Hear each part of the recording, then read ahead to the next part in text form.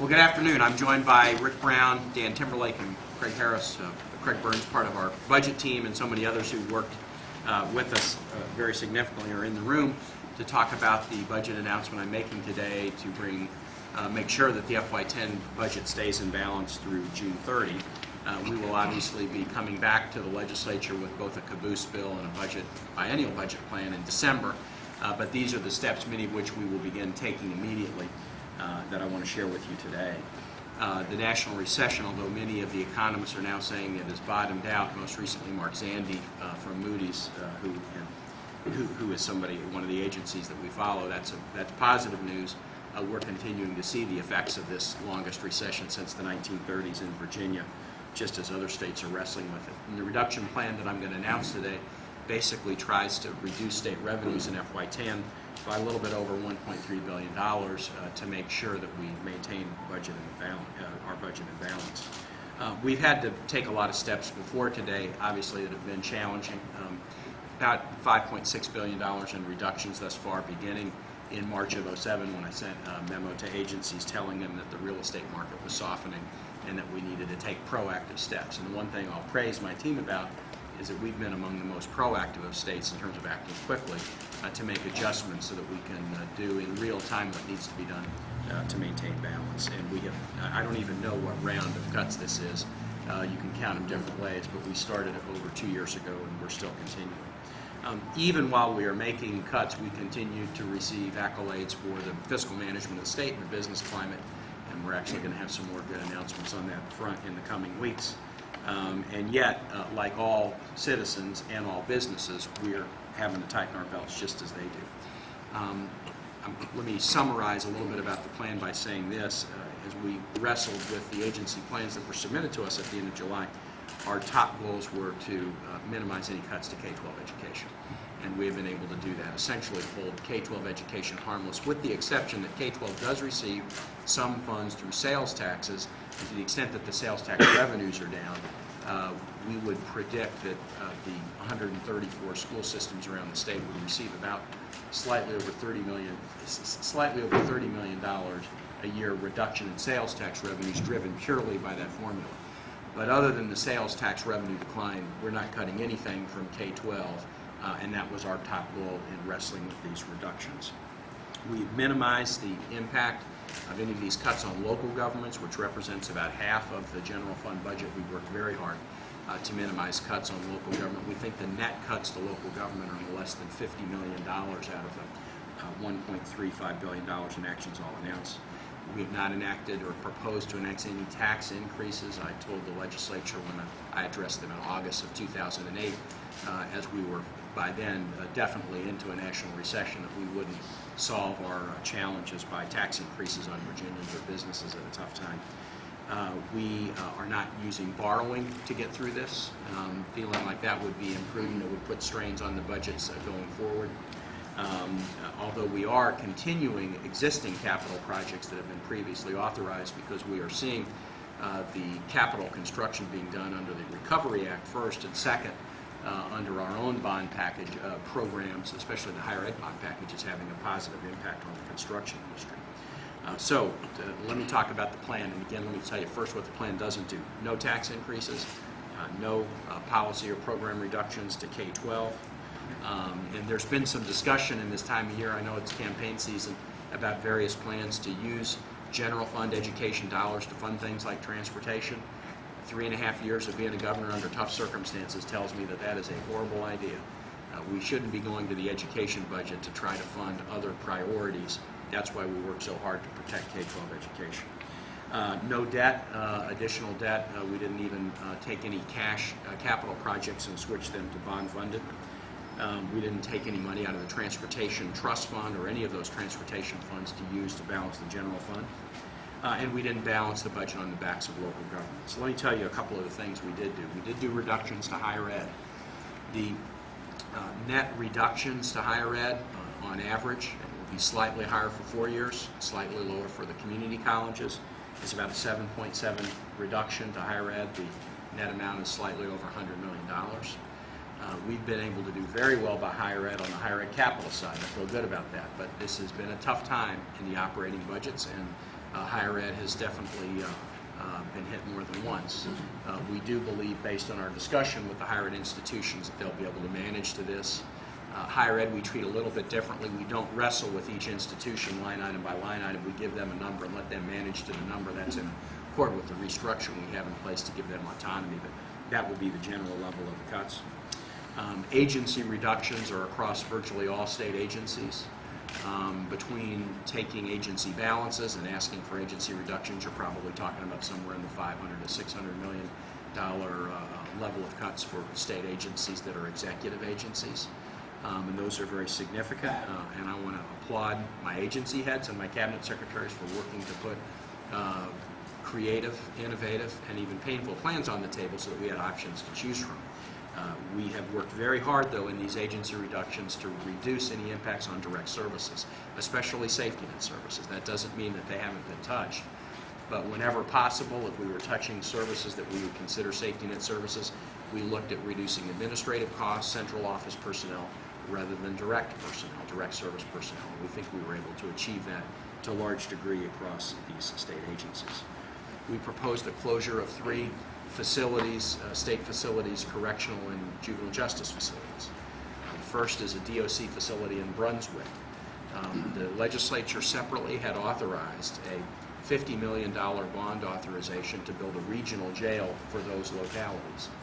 And we asked ourselves, gosh, if we need to close a facility, and in the same places we were proposed to spend $50 million state and $50 million local on capital construction, maybe what we should do is propose to close the Brunswick facility, which is a well-kept facility, and instead transfer it to the localities for construction of a regional jail. So we programmed a modest amount into the budget for sale of that facility to the localities at a great discount over what new construction would cost. And we have been in discussion with the localities about that. This was not their idea, I hasten to mention, and yet we looked at the avoiding the capital cost when we have a facility there that would serve a regional jail purpose. Second, there is a DOC facility in Botetourt. It's a relatively small facility, but that it was the top of the DOC proposal in terms of, for reasons of location, condition of the facility, size, how it fits into their overall plan. That was their top priority in terms of a potential facility to close. And so we will be closing that facility. And third, there's a Department of Juvenile Justice facility in Natural Bridge, part of which we closed in an earlier budget round, and we are proposing to close it now, given there is some excess capacity in the DJJ facilities now. So none of these closures are things that the agencies were really excited to do, but all 3 of the closures are things that these agencies can manage. In addition to those closures, we did, while we're on the subject of public safety, some reductions within the state police, largely moving back a recruiting class. Within the state police, there is a proposal to reduce the size of state police employment by 8 non-sworn personnel. Those would not be members of the sworn troop strength of the state police. We've also proposed a reduction to local jails of about 4.7%. The reason we made that proposal was because both our DOC, our state police, our DJJ have taken cuts repeatedly. Last year during the budget proposal, stimulus dollars were used after they came in by the legislature to create no cuts for sheriffs. We obviously wish we weren't doing cuts anywhere, but if we're asking the Department of Corrections and the state police and DJJ to take and manage repeated round of cuts, which they are doing, and often doing it with only minimal layoffs, we believe the sheriffs with a 4.7% cut, which would still be significantly lighter than any of the other public safety agencies receive, that they can manage that as well. As part of the reduction plan, one of the issues that we wrestled with was the state retirement system and the contributions that the state makes to retirement for state employees. Virginia is an unusual state in that we have what's known as I'm not going to spend too much time on this, but we have what's known as a defined benefit plan where the state makes both the employer contribution and we pay 100% of the employee share as well. And that has been the case, the state paying 100% of the employee share since about 1983. What we are proposing to do with the retirement system is this. For this year, FY10, we will pay 3/4 of our employer contribution, but we will not make an employer contribution in the fourth quarter. That will save the state about $104 million. We've talked about it with financial experts. The state retirement plan is very well funded. This will not jeopardize or affect anyone's retirement benefits. I will work with the legislature in the preparation of the introduced biennial budget to begin to ask state employees in the next biennium to assume some portion of the employee share. Where the state is now paying 100% of the share, we will work to find the right balance so that employees will begin to pick up some portion of the employee share. Virginia is very unusual in not asking state employees to pay some portion of the employee share of their retirement plan. And so we will work with the legislature again based on revenue forecasts, et cetera, for the biennial budget to start to balance that out. With respect to layoffs, furloughs, and the state employee workforce, we did another thing. And let me first tell you that the agency submitted plans to me that they had to have in by July 26th to try to reach this $1.3 billion number that had a potential layoffs of about 2,500 state employees. Obviously, this is the toughest job market easily in a generation, maybe since, well, the number of jobs lost in the nation in January, for example, is the biggest that had happened since 1948. And so it's a tough job market if you lose your job. And we're very mindful of that. We've already done layoffs both in general fund agencies and DOT, and it's very difficult. Yet there's no way around the fact that we needed to do some. But what we've been able to do is take those plans from agencies, which potentially could have led to over 2,000 layoffs, and we have been able to manage through these various steps so that the layoff number is 593. These are 593 state employees. Again, my heart goes out to people who lose jobs under any circumstances, especially in this tough job market. But based on where we were when we started this process, the fact that we were able to get it to 593, I really credit the good work of this team. I will say that 593 layoffs does not include layoffs that may happen at the higher ed institutions. We've given the higher ed institutions the number that they managed to. And in the past, some have managed to their number with 0 layoffs. Others have had some layoffs. And we leave that up to the boards of visitors and the president of each institution to try to decide how to do it. But the 593 layoffs are at the executive level, not including the higher ed institutions. Our experience is this, that some laid off, some of those 593 who were laid off, do find other employment in state government. They move to other open positions. However, we are freezing a lot of vacant positions. So the number of vacancies that those employees can fill into is reducing as well. And in this budget, there's about 330 additional positions to the 593 I mentioned where we were freezing vacancies. And so the total, if you add up both the layoffs and the frozen vacancies, is a reduction of 929 positions in state government. By order of magnitude, and this is just general, you can find the precise number from these guys, but the size of the state workforce is about 102,000. And so this would represent, again, 929 positions.